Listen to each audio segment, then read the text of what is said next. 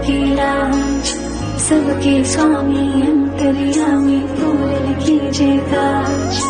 देवकी नंदन तुमको वंदन रखते सबकी लाज, सबके स्वामी अंतर्यामी पूर्ण कीजिए काज।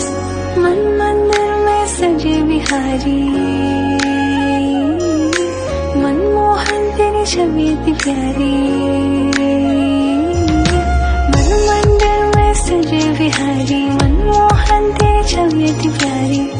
बंसी बजैया रास रचैया, तारन हार मेरे तुम ही के भैया। तुमसे बड़ा कहाँ कौन कन्हैया। कृष्ण गोविंद हरे मुरारी, हे नाथ नारायण वासुदेवा। श्री कृष्ण गोविंद हरे मुरारी, हे नाथ नारायण वासुदेवा।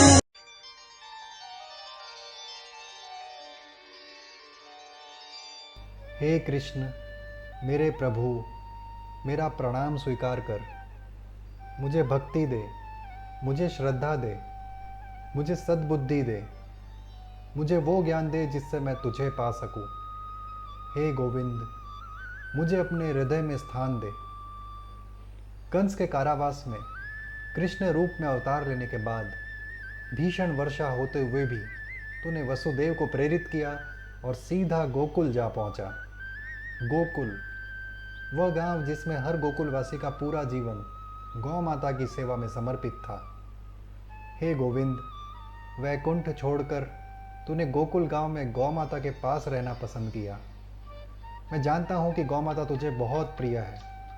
हे गोपाल, बचपन से ही तू चोरी करके गौ माता का माखन खाने लगा। माखन खाने के लिए माखन से भरी मटकी तक फोड़ देता। तूने अपने सभी बाल सखाओं को भी माखन चुराना सिखा दिया था। तू माखन की लूट अपने सभी सखाओं के साथ बांट कर खाता। अपनी इस बाल लीला में तुझे कई बार मार पड़ी, तुझे बांध कर रखा गया, तुझे यशोदा मैया ने कई बार दंड दिया, लेकिन तूने गौ माता के अमृत से बने माखन की चोरी करना कभी नहीं छोड़ा। हे माखन चोर, तेरा और गौ माता का संबंध अटूट है। अगर किसी दिन तूने माखन चुरा कर नहीं खाया तो दूसरे ही दिन गोकुल के सभी गायों ने दूध कम दिया। तुझे अपने बालपन में सबसे ज़्यादा खुशी और तृप्ति गौ माता का माखन खाकर मिला। अरे नंदलाल, नंद बाबा और गोकुल में रहने वाले सभी लोगों के लिए आजीविका का स्रोत गौ माता ही तो थी। गौ माता के अमृत समान दूध और मक्खन से ही तो गोकुलवासियों का भरण पोषण होता रहा। हे जगत के पालनहार, तू सभी का आधार है। तू सत्य, न्याय, नीति और धर्म का आधार है। तू सृष्टि का पालनहार है, लेकिन तुझे पालने वाली तो वास्तव में गौ माता है। यह बात अब मैं समझ चुका हूँ। हे नंद दुलारे, हे ग्वाले, तू बालकाल से ही गौ माता की सेवा करता रहा। अपनी बांसुरी की मधुर धुन बजाकर गौ माताओं को खुश करता रहा। तू प्रतिदिन गौ माताओं को चरने वन ले जाता। हे गोविंद, मैं अब समझ गया हूँ कि गौ माता की सेवा यही तेरी सच्ची भक्ति है, यही सच्ची मानव सेवा है। हे माधव, मुझे भी तो अपनी सेवा का सुख दे। जिस गौ माता की सेवा और पूजा तू करता, उसकी सेवा करने की इच्छा मुझ में स्थिर कर।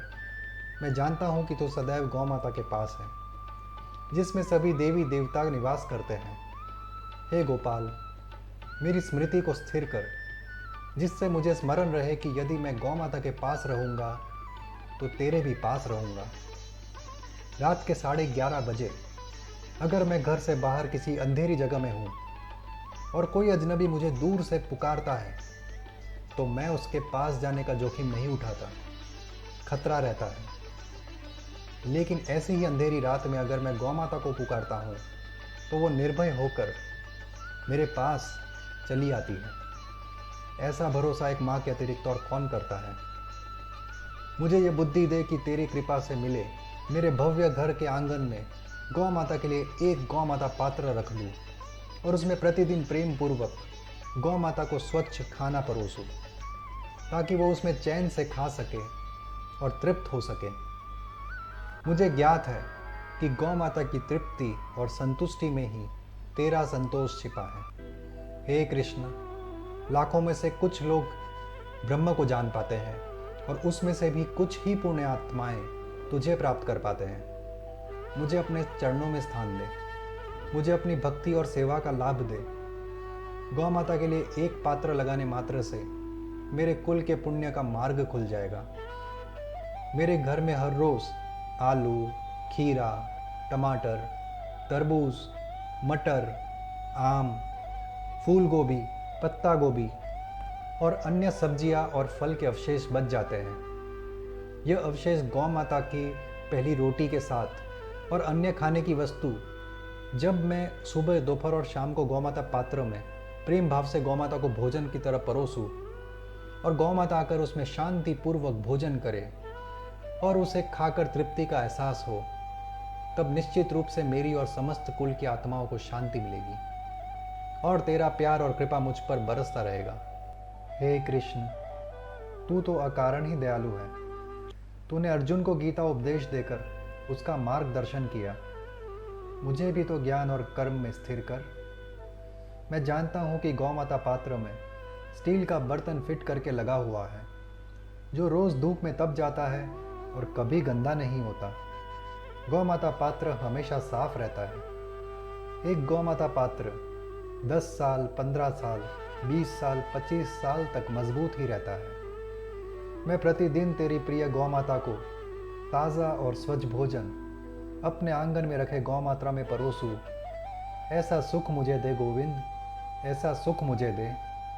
मेरी आत्मा जानती है कि यह कर मुझे तेरे और भी नज़दीक ले आएगी। अगर तू तृप्त है तो सभी जीव आत्माएं तृप्त हैं।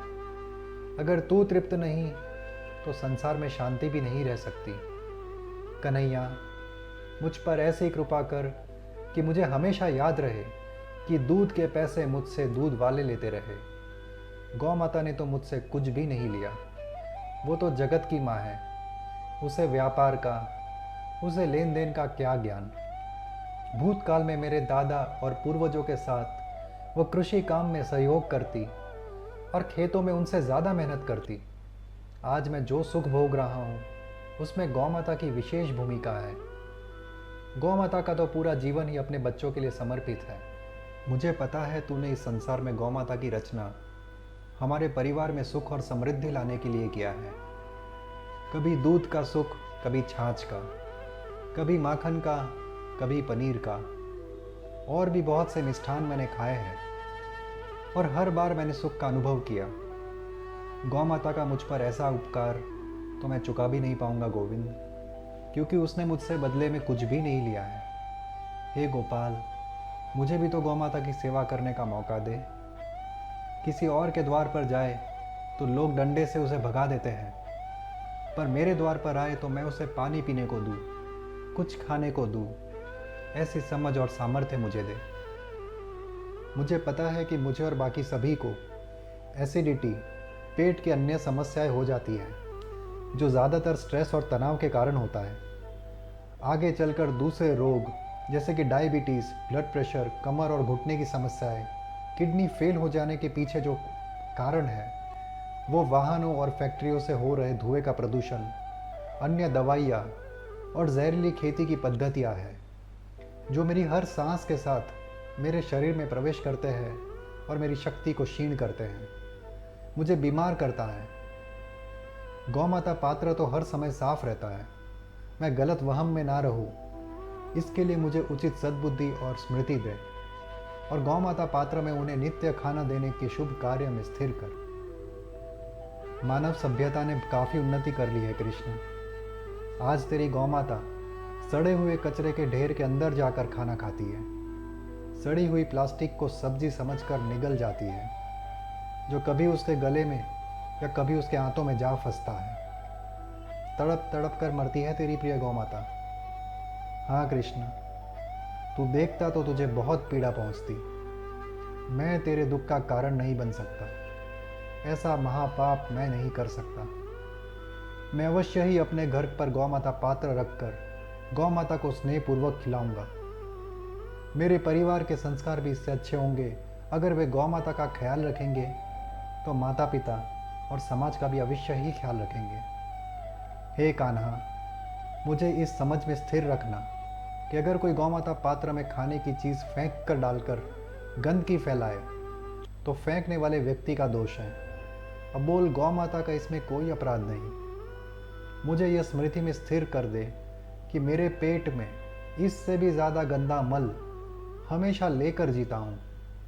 गौ माता का पात्र तो कभी गंदा नहीं होता। गौ माता अपनी जीभ से चाट कर उसे हमेशा साफ रखती है। स्टील का बर्तन फिट होने के कारण यह धूप में तप जाता है और हमेशा साफ रहता है। मैंने इस बात पर गौर किया है कि दूसरे विश्व युद्ध में 6.5 करोड़ लोग मारे गए थे और अन्य 20 करोड़ लोग घायल हुए थे। इनमें से किसी को भी गौ माता ने नहीं मारा, सभी को इंसानों ने ही मारा। और अगर फिर भी मैं इंसानों के बीच रह सकता हूँ तो परोपकारी गौ माता के साथ तो आराम से रह ही सकता हूँ। उन्होंने तो कभी भी कोई अपराध नहीं किया।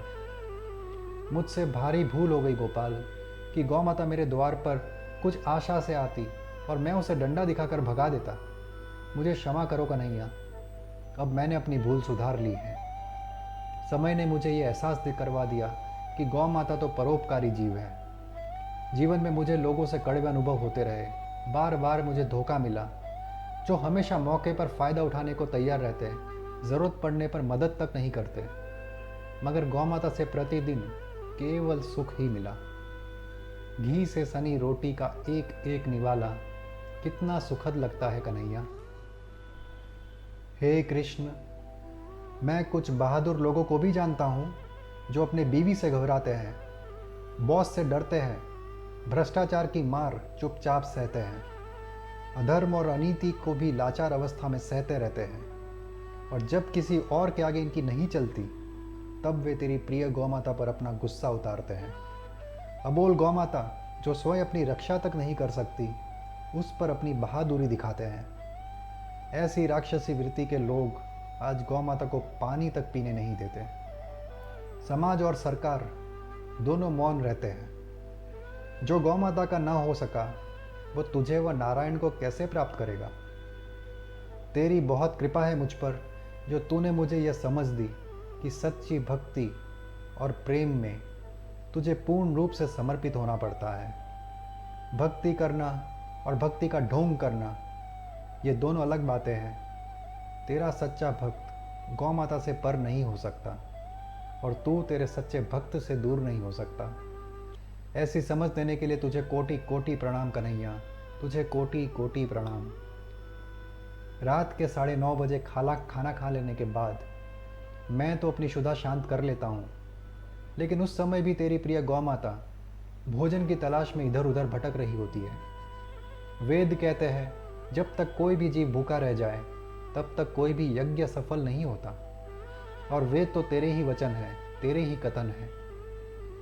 इसलिए मैं तेरी प्यारी गौ माता को प्रेम से खिलाता रहूँ। इस कार्य में मेरा साथ दे, मेरी शक्ति बन। जय श्री कृष्ण, जय राधा कृष्ण।